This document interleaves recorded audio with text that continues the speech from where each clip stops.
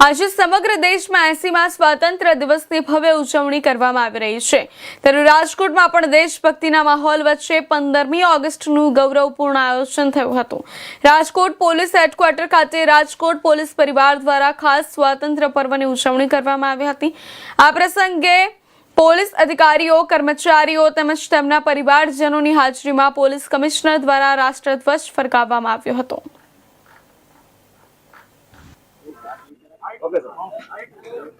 तमाम देशवासियों ने स्वतंत्रता दिवस की खूब खूब शुभकामना। आज ने दिवसे अपने जे लोग आ स्वतंत्रता माटे बलिदान आप्या छे आने याद करिए।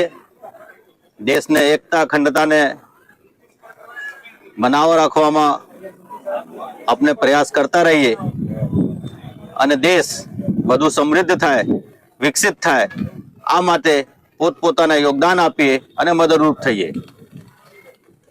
રાજકોટ શહેર પોલીસ દ્વારા પણ આજે હેડક્વાર્ટર ખાતે આ પર્વની યોજવણી આપણે કર્યા હતા।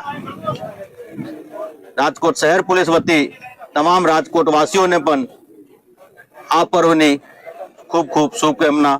જય હિન્દ, જય ભારત। આ વર્ષે ગૃહ વિભાગ તરફથી રાજકોટ શહેરમાં 2 નવા પોલીસ સ્ટેશન મંજૂર કરવામાં આવ્યા છે। આજી ડેમ પોલીસ સ્ટેશનના આઉટપોસ્ટ અત્યારે સરદારમાં હતા, જે આજી ડેમથી બહુ દૂર હતા, જેથી ત્યાં નવા પોલીસ સ્ટેશન બનાવવાનું મંજૂરી મળ્યા છે। આવી જ રીતે ગાંધીગ્રામ અને યુનિવર્સિટી પોલીસ સ્ટેશનમાંથી માધાપર પોલીસ સ્ટેશન જુદા પાડીને ત્યાં એક નવા પોલીસ સ્ટેશન બનાવવાના છે। આમ રાજકોટ શહેરમાં આ વર્ષે 2 નવા પોલીસ સ્ટેશન શરૂ થનાર છે।